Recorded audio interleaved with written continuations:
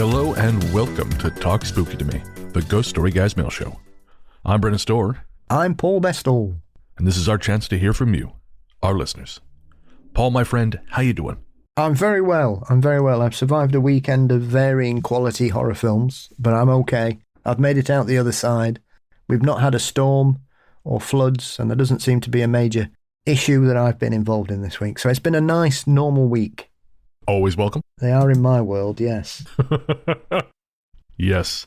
Well, for my part, no storms, no inclement weather. I was, however, murdered yesterday. Yeah, you're looking good for it. Thank you.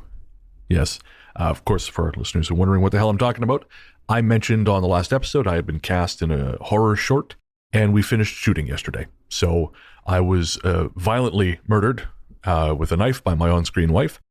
And it was really cool because I had all these gnarly knife wounds on my back, and it looked really cool. I've got a photo. I probably won't post it to social media because it looks gross, and some people are very sensitive to that kind of thing. But yeah, it was very cool. I've kind of always wanted to be killed on screen, although this is kind of where I want to start because I still want a gnarly death. Like a decapitation or something along those lines. On screen, to be clear. On screen. Yes. Like the girl in The Hitcher. I don't remember how she dies. She's suspended between two trucks that pull her apart, aren't they? Right, of course. Man, I forgot how dark that movie gets. Never Doubt Rutger. Never Doubt Rutger. I remember there was one time I actually turned the movie off because I saw a kill coming and I thought, nope, no thank you. It was the movie Terrifier. There's a certain scene, and I'm not going to describe it because no one needs that visual in their head, but I saw where it was going, and I thought, no, he's not going to.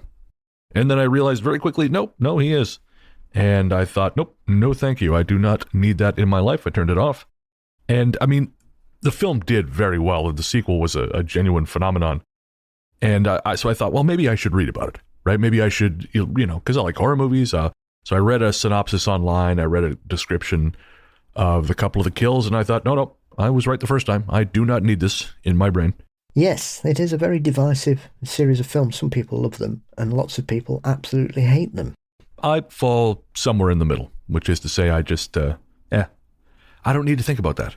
Well, I started watching Terrifier because I thought it was Terrified. So I only seen the first 10 minutes because I thought, hang on a minute, everybody's speaking English in this, so I was looking for a Spanish film. Or a Spanish-speaking film, because obviously Terror-Continian, isn't it? Tis, yeah. Yes. Luckily my knowledge of language allowed me to notice within 10 minutes that this was probably the wrong film. It saved you from a deeply unpleasant experience, so you came out ahead there. Oh, well, I wouldn't know. Have you seen Terrified? Oh, yeah, no, I have. I love that movie. So, as you guys may have noticed, this is a long episode of Talk Spooky to Me. And that is because we are not doing email, we have a guest. That guest is Ben James. He is an urban explorer who is known as Places Forgotten on Instagram and TikTok. And he's going to be with us to talk about urban exploration, about the safety and the reasons and what it's like to explore these old hospitals and funeral homes. And yeah, it's a very, very cool talk. As you guys will know, if you've listened to the show for any amount of time, both Paul and I are very, very interested in this subject. It's a great conversation, and so without any further ado, this is me and Paul talking to Ben James of Places Forgotten. Welcome back. As we said before the break, on this episode we have a very special guest, someone we've been wanting to talk to for a while now.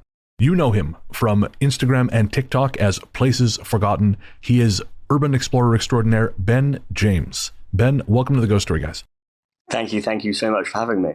So I am very, very excited to talk to you. Urban exploration is something that's always interested me, but I am far too cowardly and heavy to brave anywhere that might have compromised flooring. I guess an obvious question is, where did this start with you? Well, when I was younger, everyone was playing sports. Everybody was playing sports. I liked video games and I liked horror films.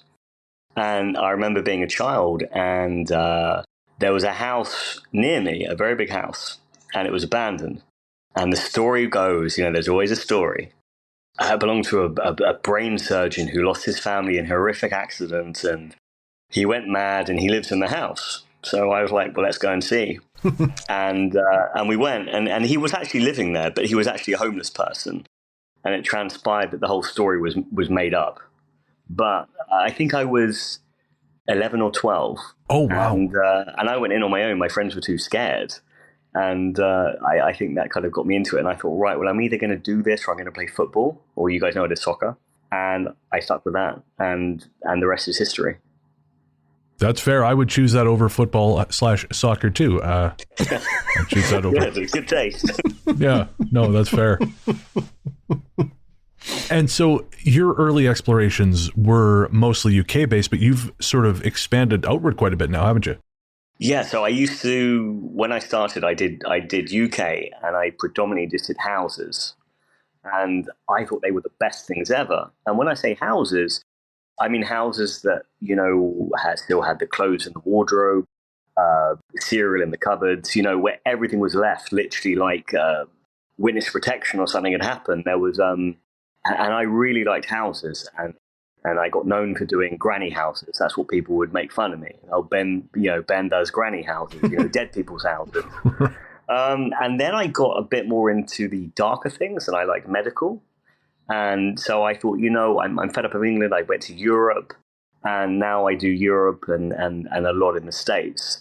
And now I do the creepy stuff. So now, creepy stuff, you mean that like the hospitals and places like that, and the funeral homes? Yeah, so hospitals, funeral homes, asylums, mortuaries. I need to start mixing up my Instagram because 90% of it is funeral homes and morgues. I'm thinking people don't just want to see this, but I think people kind of do. I think there's a huge appetite for it. I mean, obviously, you've got 1.5 million followers on TikTok, but there's something about the old medical places, the old hospitals and clinics. They've got this weird, Paul and I talk a lot, or have talked in past about Resident Evil, and they all kind of have that, maybe something happened here that shouldn't have happened. And odds are, maybe like overbilling if you're in the States, but still, it just has that air of something forbidden about it. I think also because we don't get to see most of those places. We kind of come in for one or two little things, but we don't get to see every space, and obviously that's an opportunity you get. There was a hospital I did in Spain, in Madrid, and I can name it because enough people know about it now. And it was actually an organ transplant hospital. It's actually on my TikTok, a very, very one of the top videos. And that was a huge, huge, huge facility. And that had everything left from, all the equipment, the beds. It even had all the blood samples and everything left. That was literally like something out of Resident Evil, in Raccoon City. So that was amazing. But the hospitals are really, really good. There's one I did in Georgia, and it still had all the magazines in the rack in the waiting room from 2015. And it was like, this is amazing. It had all the x-rays and the patient files and the MRI scanner, that I obviously brought over with me. That's what people were saying. And yeah, it was just amazing, because a lot of these places are kind of locked up. I think they're meant to reopen. They never do. Right. And it's like walking into a museum that's off limits to the public. I remember doing a live there, and I think I had something like 20,000 people on it. It was crazy. I didn't get any donations. Nobody bought me a cup of coffee. Nobody. But they enjoyed the video, the live, so that's the main thing. Was it the hospital in Spain where you found the autopsy tapes? Yes, very good memory. I have one of them in my apartment here. What I did, a lot of people are saying, oh, you shouldn't take stuff. There was a ton of tapes, and I thought, I want to see what's on here. So I took one of the tapes, and I got it developed in England, and it had the autopsy on it. And I remember going to pick up the tape, and the guy was like, where did you get this? I said, I found it in an abandoned hospital. And there was about 100 of them. And it was very interesting. The guy he was glad it was gone from the shop, put it this way. That's fair. But no, it was interesting. It was good to see. Because I think the tape was from like 1994. Good viewing. Mad to me that something like that would be left. There's a lot left. Yeah. Yeah. As organs in some of the videos I saw on your TikTok, you found actual organs. Yes. Yeah. That's been a few times. I'd like to say that was uncommon, but The morgue in Paris, that's actually gone now, so I can talk about that. That had bones left, and it had liver and lungs in jars. Jesus. From 1986, I think. And again, a lot of people say, "Oh, this is fake. This is fake." It's like, it's really not. I don't do YouTube. I haven't got a video up with a big red arrow saying shocked face. No disrespect like that. I've got a lot of YouTube friends. No disrespect. It's a running joke. And there was we went in there before lockdown, and we still went into the lab. We had to go in via the basement, and there was a brain on the side, and we're like, okay. Sure. So, and we went back 2 years later, and it was still there. Everything was still there, like the bones and the brain, and that's happened a couple of times with organs and stuff. In the Spanish hospital, there was lungs in a case. If I remember right, on one memorable occasion, you found a full-on body. Yeah, that was actually in the newspaper, not because of me. Basically, we found it afterwards, and I thought that would have been good to know. We did a we don't have funeral homes in England, but it was a mortuary. And what had happened is the mortuary had closed, and they'd moved to an updated one. And poor lady, I think the family found it funny in the end. They'd forgotten their mum's body. And I think the family lived overseas, thought, oh yeah, they didn't know the morgue had closed. And the woman had ended up being in this fridge for, I think, 2.5 years. Yeah, so it was that was very different. That was very different. But the family actually reached out to me after, and they were actually found the whole thing. They were very, very good about it. They said, you know what, Mum would have found this hilarious. So that's why I can kind of laugh about it, because they were really fun. But yeah, that was interesting. But there's other people, there's other people in people I know in Flint, Michigan. They found a body in a funeral home. The person had come to service the lift, the elevator, and it had killed him. And they went in to explore it, and he was dead under the lift. Oh my God! So, yeah, it's incredible that someone would go to a place, not come back, and not. Yeah. Oh, okay. Well, I made a joke with him. I said at least he didn't have very far to go. Already in a funeral. That's fair. That's fair. Do you think that people find it very difficult to comprehend when you share this content, Ben, and your explorations? Because, like you've referred to there, and we were chatting earlier, we don't have that kind of concept of a funeral home where it's all set out and its business is dealing with the dead. No. In England, we only have like co-op, and we have mortuaries, but we don't have funeral homes, which is so disappointing. So disappointing. I think people do, and I think some people love to see it because they don't want to go themselves, but they can see it through someone else's eyes. But then it comes with criticism. You get a lot of hatred for doing it as well. You get a lot of people messaging, how dare you, it's disrespectful. But I think, well, you're going and you're just going to document it. Where's the disrespect? Really? Surely the disrespect is on the establishment for leaving everything behind and treating these people with such disdain, because as we've said, there's clearly no respect, because we always think about patient confidentiality and, as you mentioned there, treating the dead with respect and looking after bodies. And yourself and others have proved that this clearly doesn't go on. Would you, when you're doing the explorations around the States, do you think that's something because sometimes establishments or businesses will think it's cheaper just to close up shop and move somewhere else than it is to redevelop or knock something down? Yeah, that's really interesting, actually. I think it's a mixture of things. I think the first thing is when some place is shut, it's in a hurry. And people will think, oh, well, it's someone else's issue. Oh, the caretaker will do it, and the caretaker doesn't do it, or the caretaker retires or passes away. And I think another side of it is, especially with the hospitals, they probably close, let's say for funding, and think, oh, we'll reopen in a month. And it never happens. And then what are you going to do? Are you really going to go back? You don't work there anymore. Why do you care? And I can't really complain because, I can say, oh, it's really bad, all the stuff's left. But to be honest, I think some of the stuff I find and have found is amazing. I did a hospital outside of Washington, and that had a room with thousands of autopsy certificates from infants.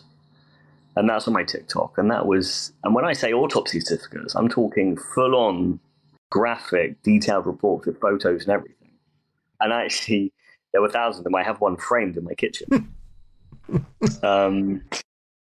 Yeah, yes, to an extent, yes, it's bad. There's all these autopsy certificates with names on from the 80s, 90s, but it sounds maybe a bit selfish, but it creates a lot of interest. People want to see that. What would they rather see, me go into an empty room, or, hey, look, we're going to this room, look at all the stuff we found. It sounds a bit selfish and maybe a bit rude of me to say that, but I kind of get a real buzz on what I find. So I do like it. That's fair. I'm curious, is that sort of an accepted thing within the Urbex community? Taking, is obviously, as you say, there's thousands of these autopsy reports. Is that considered an okay thing to do? Is that common, or is that borderline? You know what? The majority of people would say no.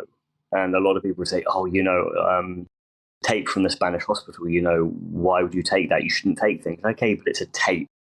There was 100 tapes. No one's going to know tape. And for example, the autopsy certificate, someone could say, oh, you'll ruin it for others.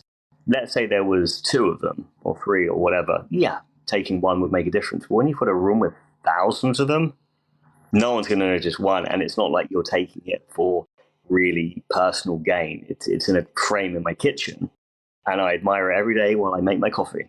So for me, it was just a very interesting thing, and I treat it with respect. So no, I wouldn't encourage taking things, because to an extent it is going to ruin things for others. But it's like having a field of sunflowers. If there's thousands of them and you want to take one home for a vase, is anyone really going to notice? No. But then again, you could say, well, if 1,000 people took one, then it's different. But I don't think 1,000 people know where these places are, so that won't happen. And also, I think eventually you've got to think these places are going to be emptied out one day anyway. This stuff is going to be destroyed, so it's not going to be there forever. I think that's one of the really beautiful things about what you do is you capture these moments in time, because really some of these places quite literally are moments in time. They were, you have stories on your TikTok of places that were abandoned. Yeah, one day, there are funeral homes where the owner just went off the deep end psychologically and just never came back. And if I'm not mistaken, there was more than one funeral home where that was the case. Yeah, the funeral homes are weird. There was the morgue we just spoke about with certificates. I think the really weird thing is that still had the calendar up. And that was from, I think, 4 days before 9/11. The calendar was on the wall. And it's like, wow, that is really eerie.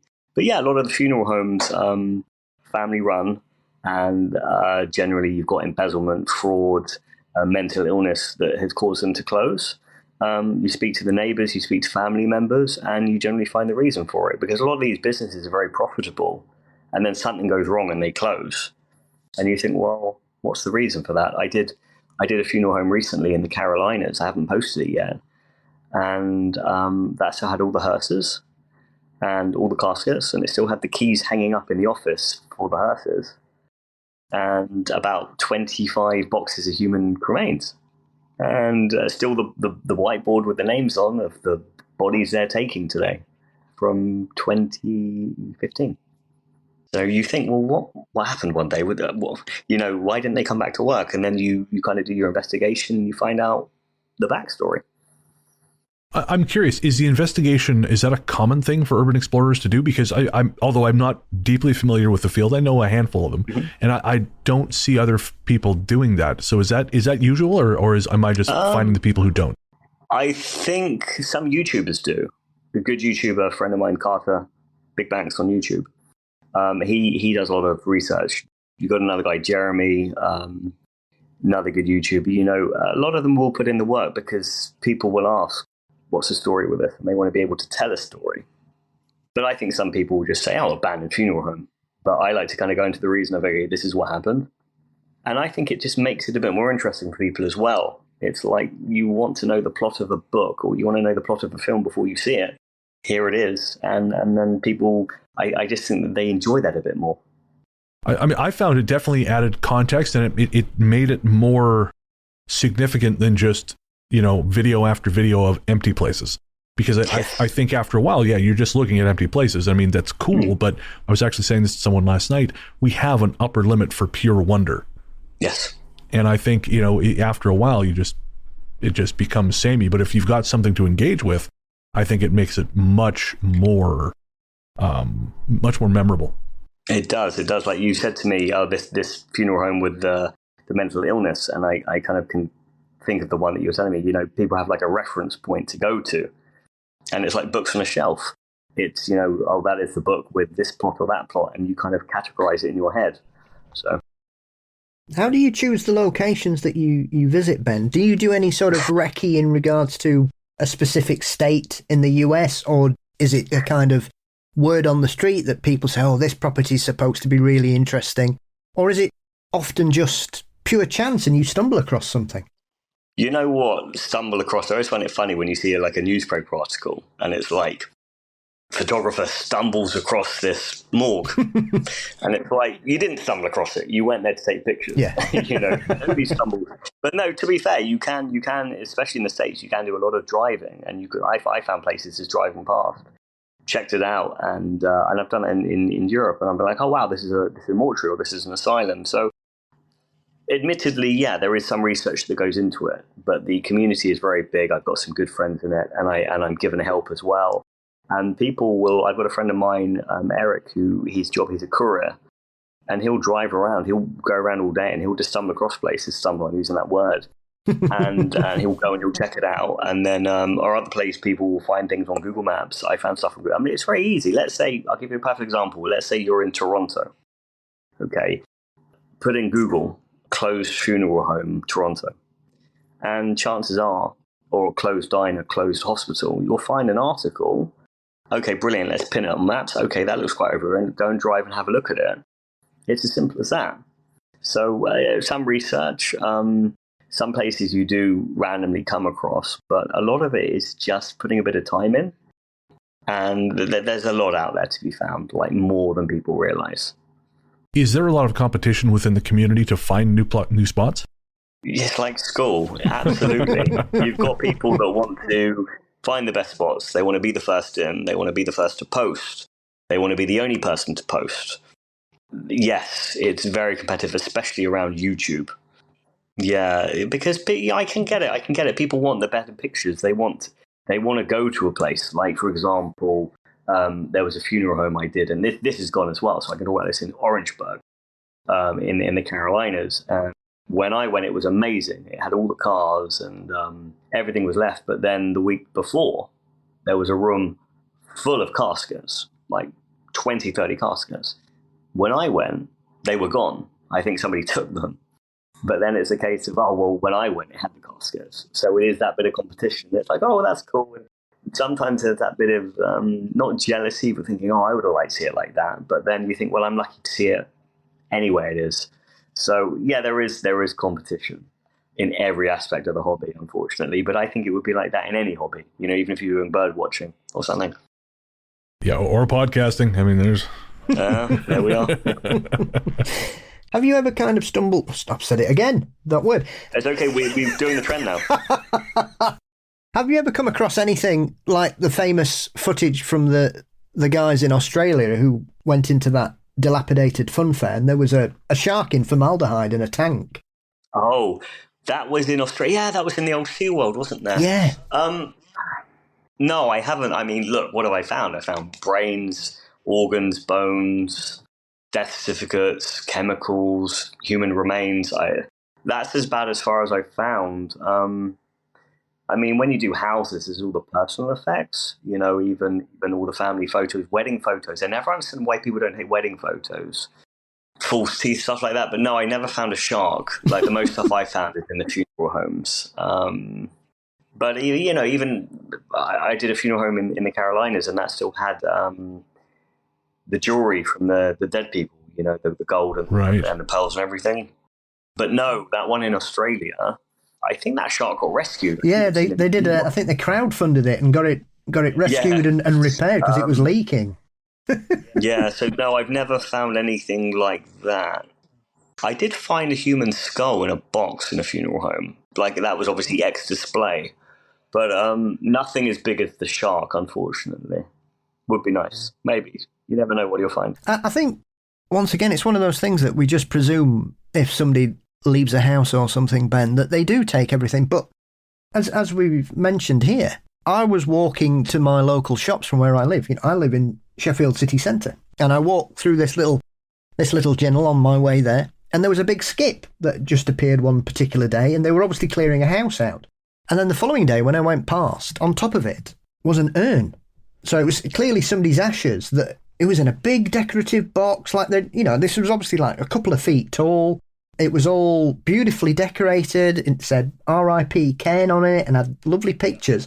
Yeah, and you just think, well, does nobody in the family want this? Or once again, I think we always presume that when somebody passes, there's going to be a member of the family behind. But often these places get left because there isn't that follow-on, and it's just left. Mm-hmm. No family. Yes, obviously no family. Maybe had a falling out with the family. Family lives overseas. I mean, the amount of funeral homes I've been in with boxes of human remains, and a lot of funeral directors reach out to me, and they're like, "It happens all the time. They just don't come back for the ashes, or there's no one to collect." I mean, that's sad about Ken in the skip. Somebody could have thrown him out by the river at least. But no, it happens a lot. When you do this hobby, you think, why doesn't, like I said, the wedding photos, graduation albums, wedding rings, why does nobody want this stuff? Why are you not taking this stuff with you? I did a house in England a couple of years ago, and I still remember it was really weird. In the upstairs child's bedroom, by the window, like 4 boxes of pet remains, the cats and the dogs. And I think, why wouldn't you have taken those? It was the weirdest thing. Because, animals are family. Yeah. So I was really surprised to know that places like this exist in the UK. We sort of don't, we associate places like here, like Canada and the US, with lots of wide open space that you can just not use. But I always assumed that, in the UK, there was a lot more, this kind of thing just couldn't or wouldn't happen, or is less likely to happen because of the fact that space is at a premium. So that was really educational for me, learning that from your back catalog that, no, that's a thing. Oh, yeah. I mean, people still do houses all the time in the UK. I see it on Facebook, and I'm not really interested in them now because it's, I like other things. But all the time, like full-on closets full of clothes, and like I said, wedding albums. I did a house with my friend actually about a year ago, and it was really weird. It was an old lady had lived there, and she didn't have electricity. She was running the house with oil lamps, and that had in the bedroom all the albums from the war and everything, and her late husband's war memorabilia. And I thought, wow, this is literally like a museum. And that was really weird because I did the research and she had no family, and yet she owned the house, and yet now the house has been it's had work on it and another family living there. And I thought, but how did they get the house? Because they, who did she leave it to? So it's weird. Well, we had a very similar and strange thing here in Sheffield. We had a sort of state-of-the-art hotel open in the 1960s called Hallam Towers, Ben. Sure. And that just closed up in 2004. That is one of those examples that we've mentioned. The company just locked the building up, and they transferred a lot of the staff to another hotel that they'd opened in Sheffield city centre. And it kind of bounced around, people buying it and moving from one company to the other.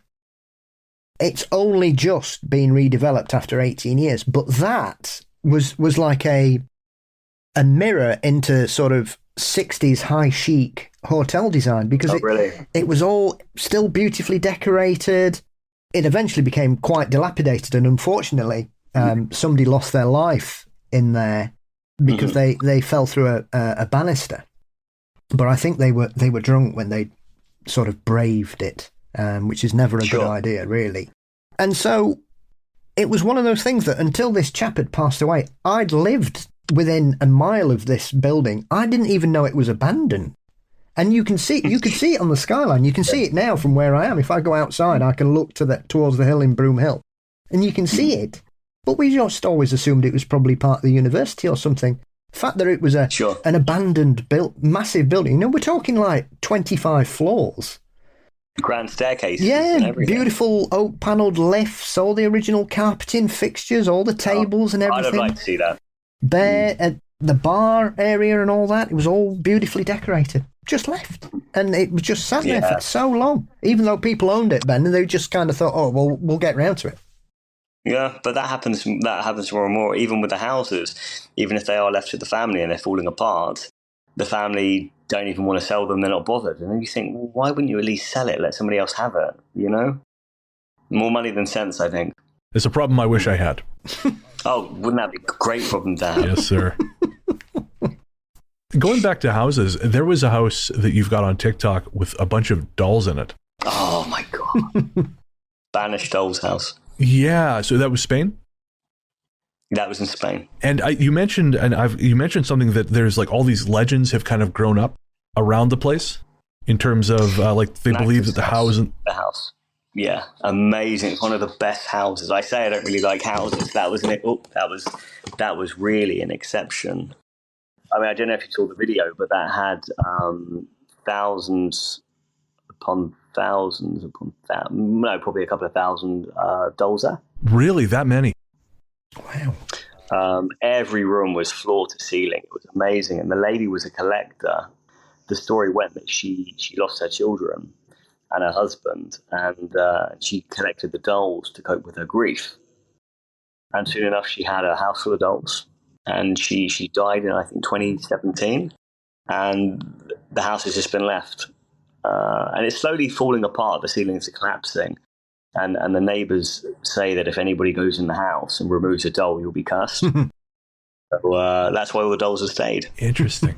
I just love that it's so instructive on how these things start, like how urban legends and how, you know, these sort of like the Island of the Dolls in Mexico. I mean, that's sort of a famously haunted location. But I think a lot of it is just that people think dolls are creepy. So, you know, the legend grows up around the true events as opposed to there being something actually, you know, creepy there. Yeah, that was amazing. And some of the dolls, you could wind them up and they would dance and play the tunes. And it was the weirdest thing. It was like something out of like a Stephen King novel. We have some questions from our patrons for a little bit later, and there is one that sort of relates a little bit to the dollhouse in terms of like the creepiest thing you've seen. But we'll wait till the end for that. Another house I was curious about because I didn't quite grasp what was happening in the story was a house in Delaware that you were told belonged to the serial killer Stephen Pennell. Stephen Pennell, yeah. So can you tell us a little bit about that story? So that was a couple of years ago. I did a diner and I was given the house. House was amazing, wide open. Every room was furnished, but it was so much nice decay. And it had upstairs in one of the bedrooms all the dolls and everything was as it was left. It still had 3 cars in the yard. Filmed it and it had all the family photos. And as I was leaving, there was a neighbor outside. And a sheriff's car. And I thought, oh, here we go. You know, what's going to happen? And the sheriff was really nice, and the neighbor was nice. And they said, look, we don't mind you going in, but do you know who lived here? And I said, well, no, I just thought it was a house. And they said it was Stephen Pennell. And I thought, don't know who that is. And they said, oh, he killed a bunch of women in his van. And that was one of his houses. And I had to Google it because, you know, it wasn't Jeffrey Dahmer or Ted Bundy or anyone like that. And it turned out that the guy lived in Delaware. He had a van, and that was his house after he separated. And he killed women in quite a gruesome way. And then if you look back on the photos, you can see there's a picture of the guy when he was a bit younger on the mantle. That was actually one of my first big videos that took off. And there's a few articles in the newspaper about that. So that was, that was amazing. I still have requests now, people saying, "Oh, can you go back and where the house is? I want to get some memorabilia." And I don't give random people places, but I think that place, people would have taken, the drinking glasses or something from there. But that was amazing. Like the room upstairs with the dolls and everything, that was really creepy. But I got a lot of stick for that. People saying, "Oh, it's not abandoned." And it's like you can see the ceilings are lit. There was a clean. I remember when I was in there, I undid a toilet paper to clean my lens, and people were adamant. "Oh, there's a clean toilet paper on the side. Somebody's living there." And it's like it's got no windows. Nobody's living in here. So, but no, that was amazing. Pennell was a bit of a character, wasn't he? Yeah, when you read into it, it's an amazing story. Yeah. When they arrested him, he said he wanted the death penalty. Yeah, he just got straight to business. Yeah. And he wouldn't tell them why he'd done it or what he'd done it for. He just said, yeah, I've done it. Kill me. I think there were more bodies that they suspected that they never found. But that's with like the Green River Killer and stuff. I don't think we'll ever know. You mentioned police, and I'm curious. I know, again, I've heard you talk about this in other interviews, that your experience with the police sort of, it seems to vary. It obviously varies country to country, but I was actually surprised that it wasn't as severe in the U.S. as it has been in other places. Or is that not the case? Yeah, just don't do it in Pennsylvania. Oh, really? Just Pennsylvania just sucks. No. Well, the issue we have is, in England, trespass is not a criminal matter. It's a civil matter. So if police come, they'll just ask you to leave. Whereas in America, obviously, trespassing is I don't think it's a felony, but it's an offense. So the issue you have it when it helps, because I'm from England, because I can say, I didn't know, in England, it's not an issue. But I had police come in New Jersey, and the guy actually followed me on Instagram. He was like, just get your pictures and just, you shouldn't really be in there, but just, and he followed me and then he left me on my way. In Spain, I was at a medical hospital, and I got a picture of it actually. Something like 12 police turned up, and they were mad. And they probably thought it were foreigners, this stupid non-speaking English person coming in. And they were okay, but that was quite scary because there was literally 12 of them. And then as regards to the States, me and some friends, we did a house. I knew I shouldn't have done the house, because with houses, you always have issues. And it was in Pennsylvania. And my friend said, we'll do a house. I said, okay. And a few of us went into this house.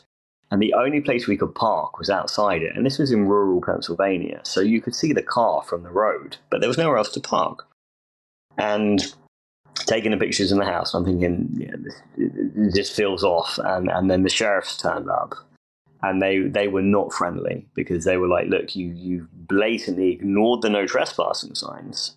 We're going to take you to jail. And we're like, okay, this isn't good. And in the end, it was okay. It was a fine, but it was still like $300. But one of the cops really wanted to take us to jail to teach us a lesson. And I thought, and the other cop was fine. It was like good cop, bad cop. And that's why I'm like, okay, just stay out of Pennsylvania.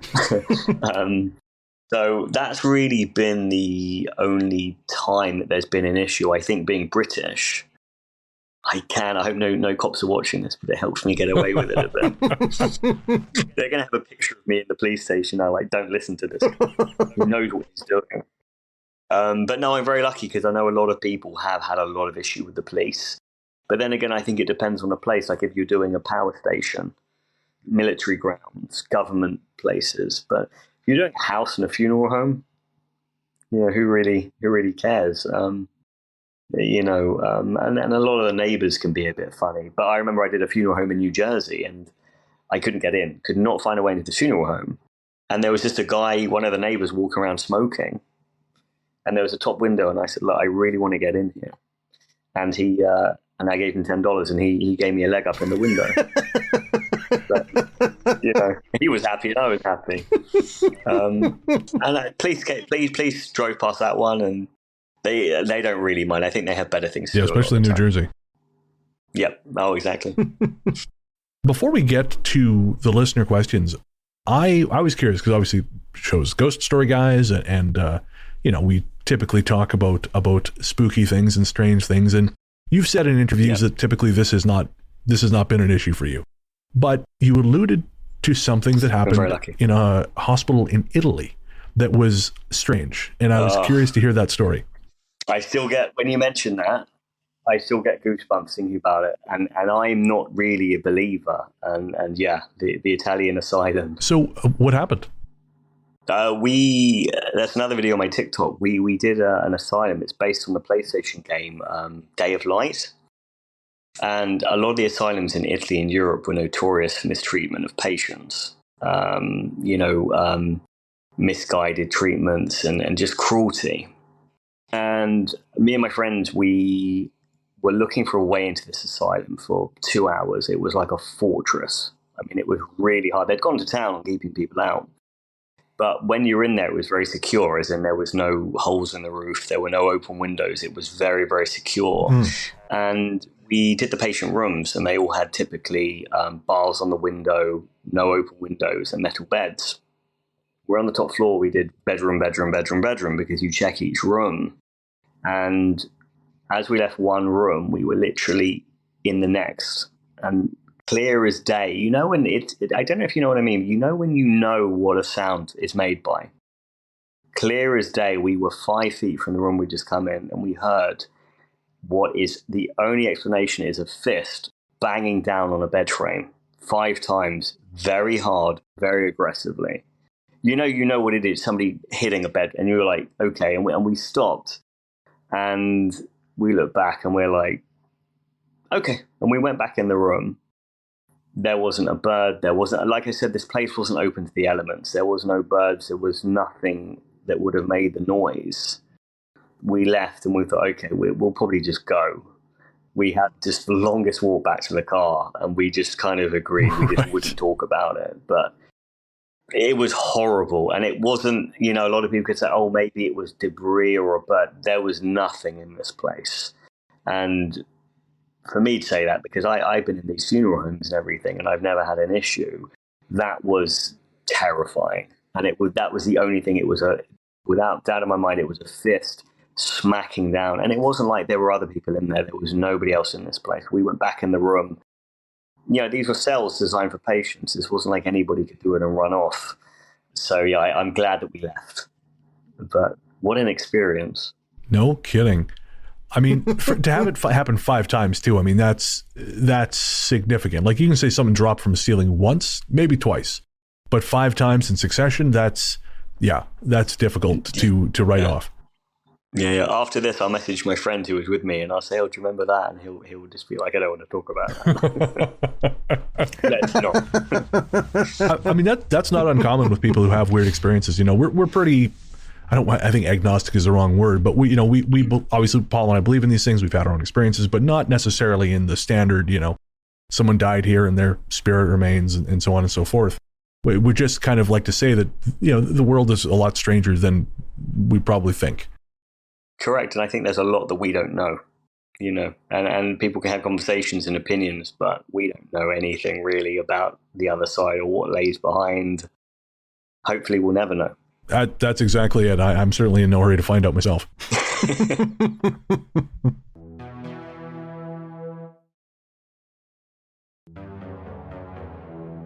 One more question, just for me personally. Sure. Again, before we get to the patron questions. Sure. A while back, I saw a film called Castle Falls. Sure. Which was shot turned out to be shot in the Caraway Methodist Medical Center, which is an abandoned hospital in Alabama.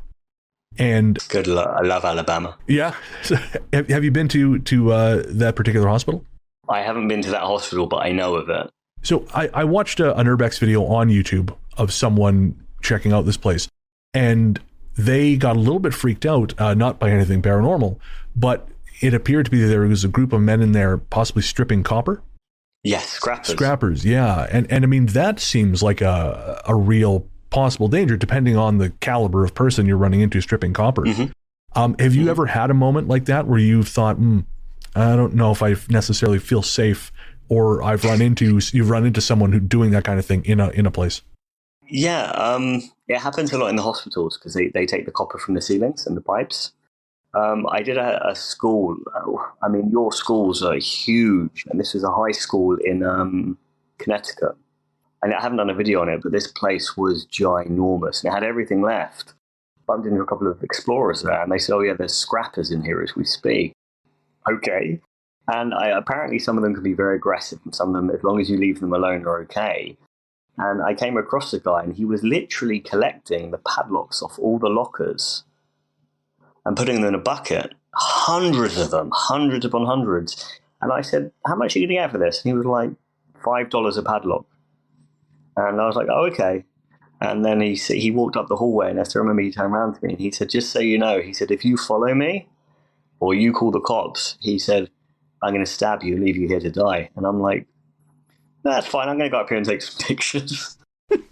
So, yeah, that was the only experience that I ever had. But I think in some of the big places I do hear there are some scrappers.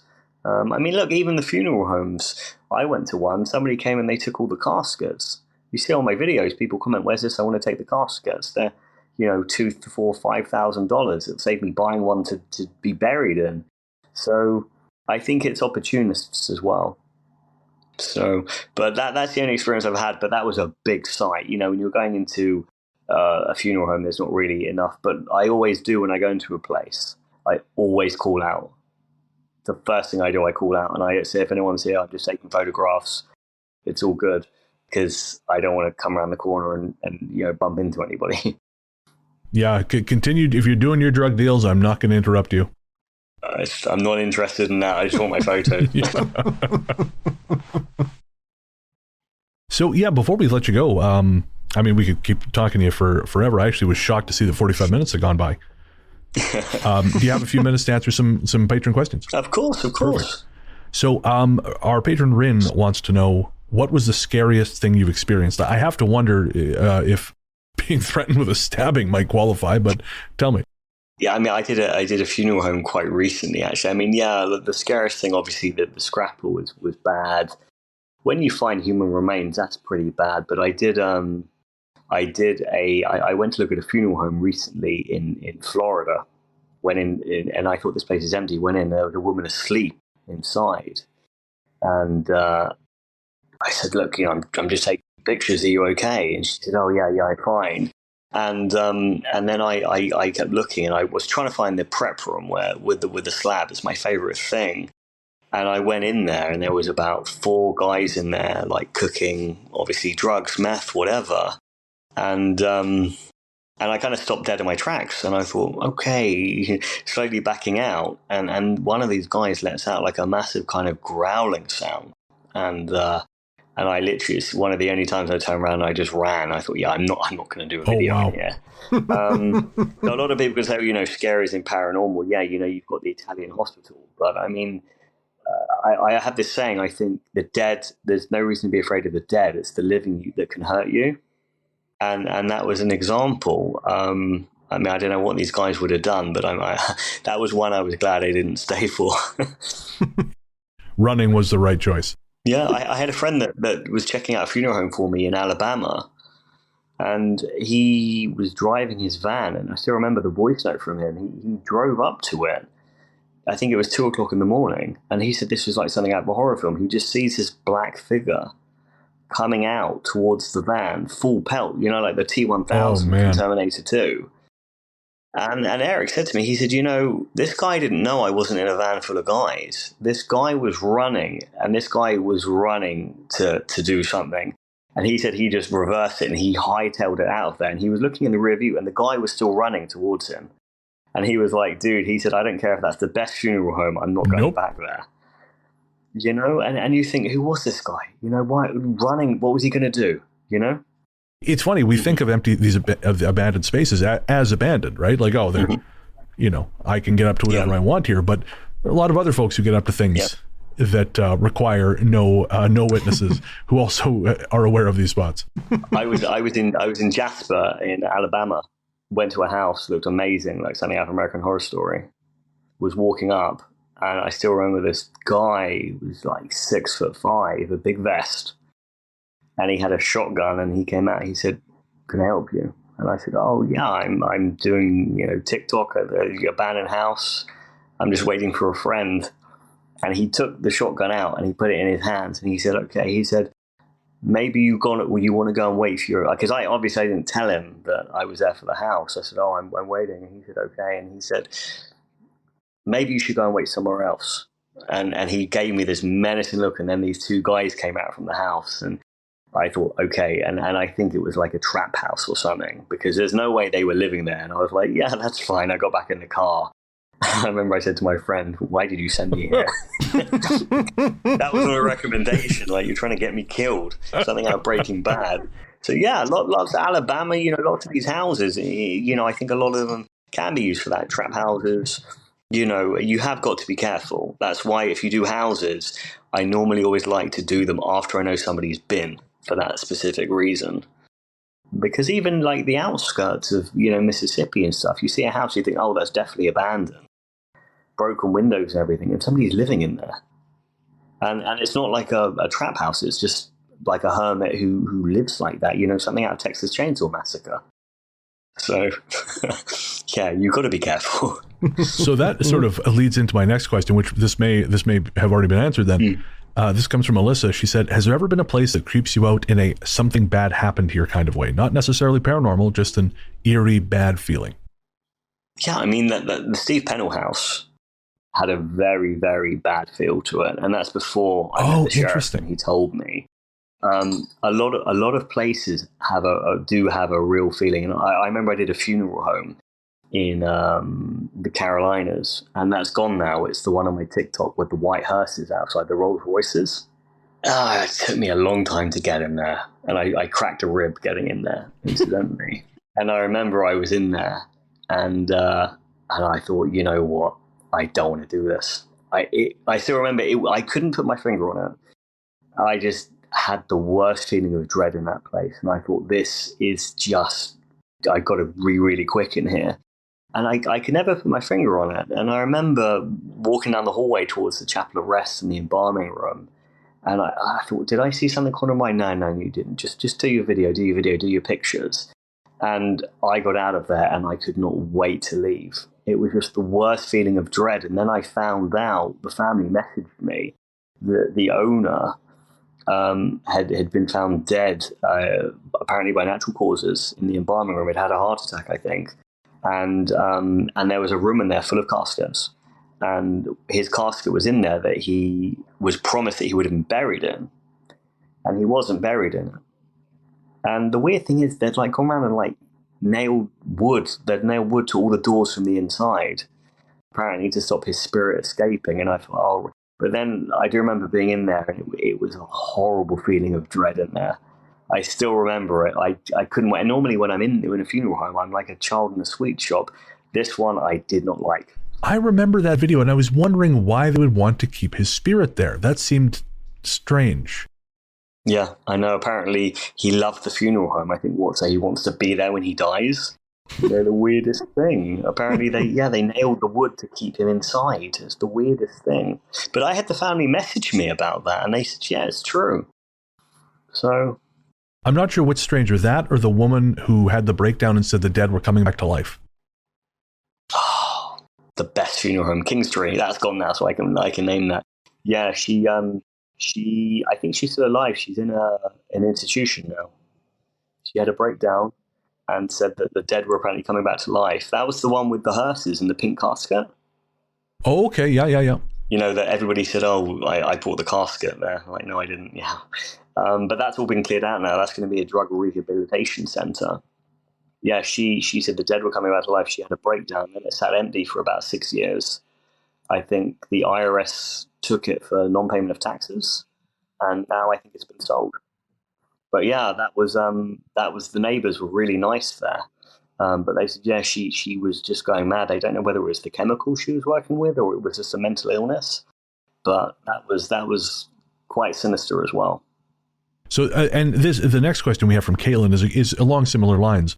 Was there a place that had you felt more story hanging in the air than any other?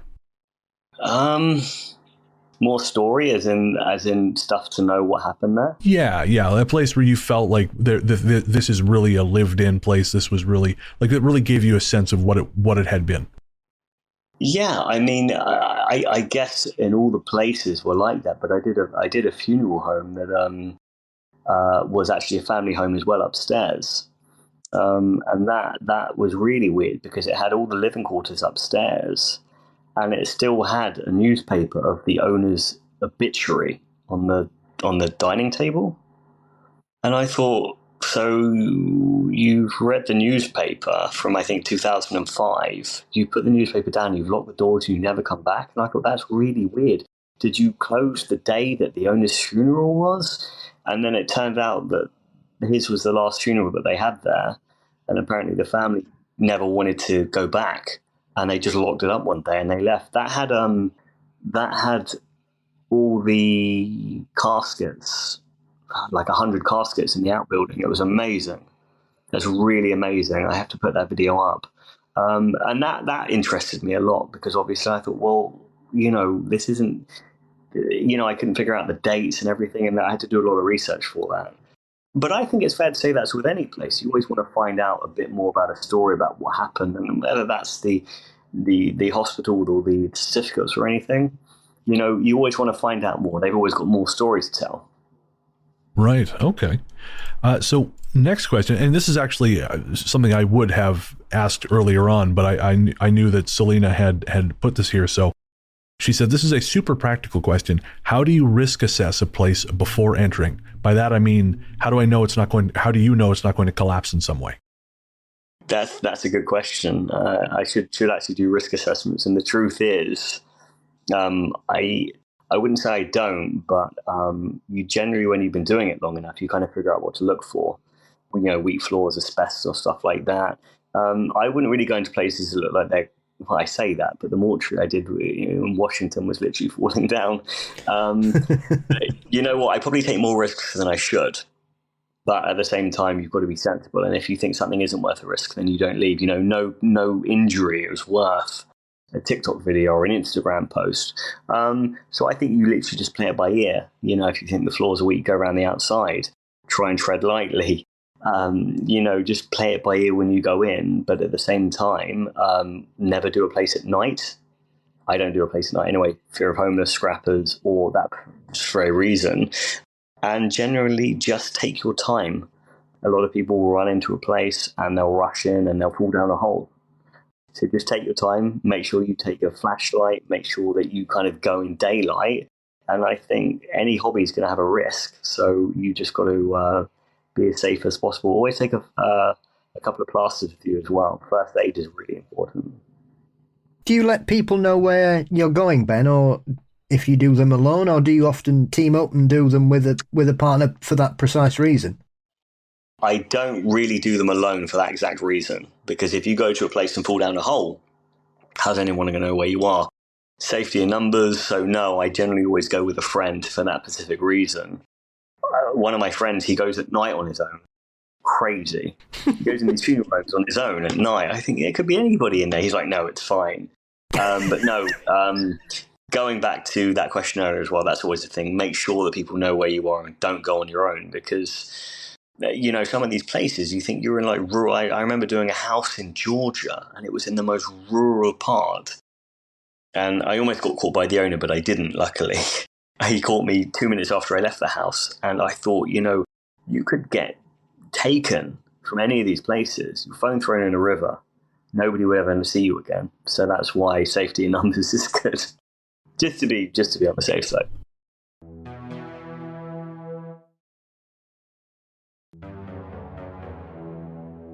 All right, so next question comes from Jen, and Jen wants to know, what's your take on the way urbex or urbex-adjacent things are portrayed in film? She says, for context, I saw 47 Meters Down 2, which I do not recommend, she says. I actually quite like that movie, Jen. But they explore and destroy a significant archaeological site in the film. And obviously, fiction film, but that is one of the ways that urbex is portrayed. How do you feel about that? Yeah, I mean, look, it's like that in the media. If you read some of the comments from some of the articles, people think, oh, explorers, trespassers, burglars, that kind of thing. And I think a lot of the issue is if you get, like, neighbours will come out. Oh, what are you doing in the house? We're taking photos. No, you're not. I'm going to call the police. You're stealing. I think a lot of people don't understand what urbex is. It's documenting places via video or anything. And they think, oh, no, you're in here to steal or destroy a place or smash a place up. And I think there's not really enough of the real hobby shown in the media. I haven't seen 47 Meters Down 2. I didn't even know there was a second one. I haven't even seen the first. It must have had a good audience to get a second one. But that's the issue. Like, for example, in that they destroy a site, whatever. And I think that's the problem. I think a lot of people think that, oh, they see a bunch of people going into a place. They're up to no good. That house in Pennsylvania, the police were called, that we got caught at because people were using it to do meth. So I think there's not really enough understanding about what the hobby is. People don't understand it. I think, well, why do you want to take pictures of something? Well, because I want to document it. Yeah, but why? So I think that there's not really enough knowledge about the hobby, especially in the media, and people just kind of presume the worst of it. And it's a shame because there are people that will go and destroy things and take things and do this and that. And there's that saying, the small number ruin it for everybody else. And unfortunately, that is true. I don't feel if there was more, maybe if there was a bit more understanding in the media, people would be a bit more open to it. But I still think, my stepmother said to me, the worst person. I said, you're the worst person. If my neighbor died and I saw people climbing in the window, I would call the police. And I remember I said to her, you're the worst person to say that. I hate, as a joke. But it's, and she knows my hobby. Do you know what I mean? So I think it's just a generation thing as well. Last question comes from Robin. And again, we may even have answered this, but she says, what's the most surprising thing you found in a location, something you never would have guessed was there? Well, I think a lot of that comes back to, obviously, the stuff in the Paris morgue, the brain, bones, the liver and lungs. The human ashes is always amazing. But that's actually a good question because I didn't cover this. After I did the Paris morgue, some reporters actually went and they said, oh, can we interview about the morgue? I said, yeah, okay. And they didn't really speak very good English. And I did this kind of not really knowing interview about it. And they went, they found out where it was. They went and they video called me. And they said, did you look in the white bucket in the basement? And there was brains and everything in there. And I said, no. And they showed me it. And they said, look, we cannot publish this. And they said, you could never publish this. And I said, okay. And it was a full-term fetus in a white bucket in chemical. And I still got a picture on my phone, and I was like, I'm glad I didn't see that. But I thought, why is that? That's, and in the end, the place did get cleared out. Probably, even though I didn't find that was there, and I'm kind of glad I didn't. I mean, I couldn't have posted that anyway. I would have got absolutely crucified on social media, and that was really disrespectful. But that is still at the same time something quite weirdly amazing. That how does that happen? I mean, that's something else. And that would have been a nightmare on social media. Oh my God, I probably would have been banned. I mean, I can't do lives on TikTok now. I'm banned from doing lives, which is really annoying. Why is that? I did a live in the Spanish hospital. And you know how it is when you do lives, you can't necessarily help what you're gonna see. And I was filming the offices, and I did the mortuary, did the offices, and there was an adult magazine on the side from one of the offices, and it wasn't even open; it was just on the cover. And I literally scanned it, and I said, oh, "If anybody's lost a magazine, it's here." Making a joke. Literally, I scanned over the cover, and the covers, unfortunately, I'm joking, but they don't show anything. You can just tell it's Playboy or whatever. And the live got suspended, and they're like, somebody's reported it for graphic material, and I appealed, and I said, look, I've never had a warning, I've never had this happen. I'll make sure I'm more careful, but when you're doing a live, you can't always help this kind of thing.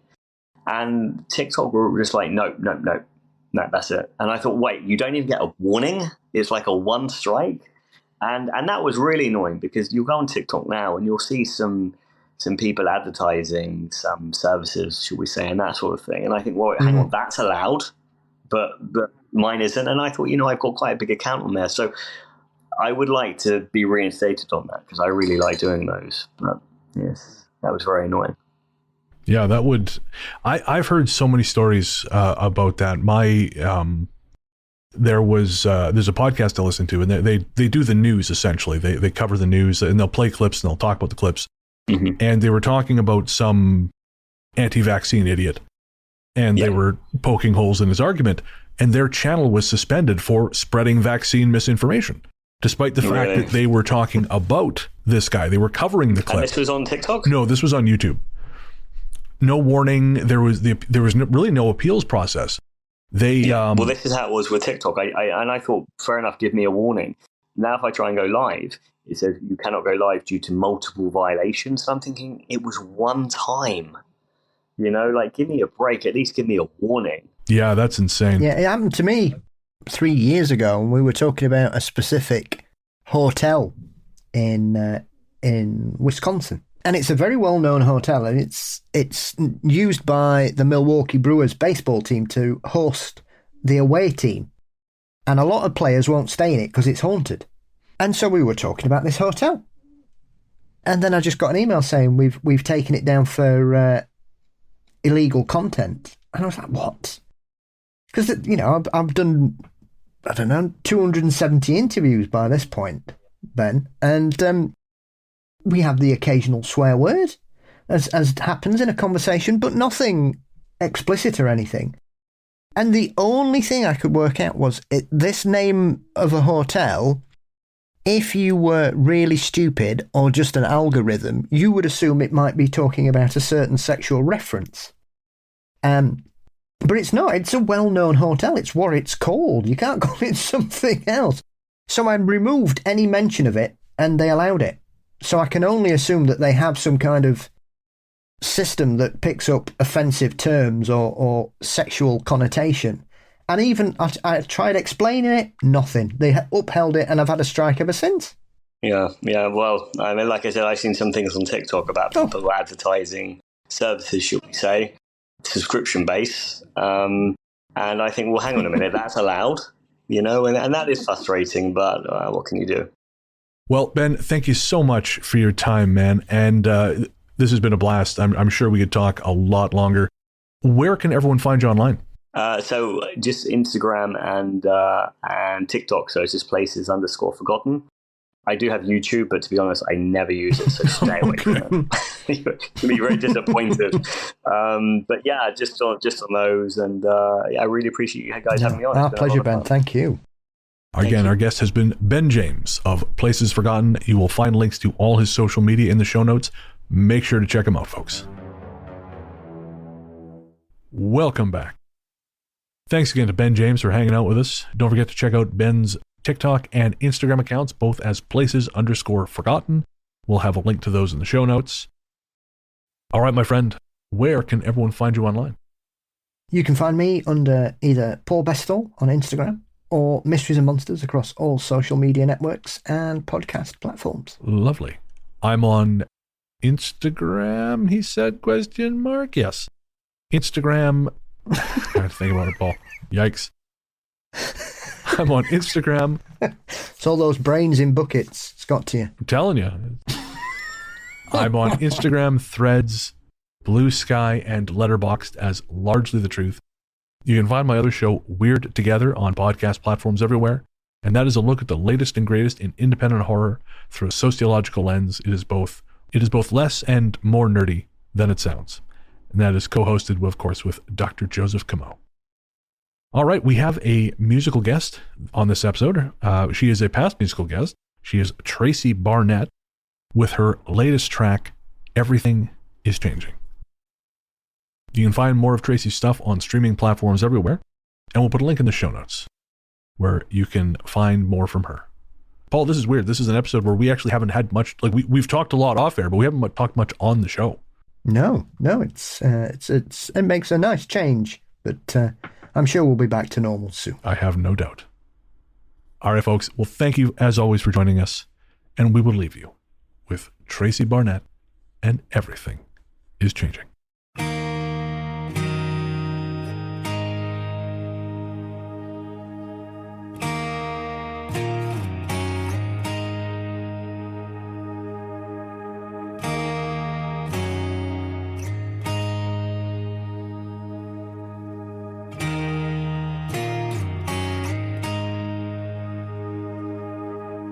Something's different here. Pathways changed overnight. I can't stand on my own feet. I feel rejected from this body of mine. Everything is changing, changing, changing. Everything is changing, changing, changing. The world seems different now.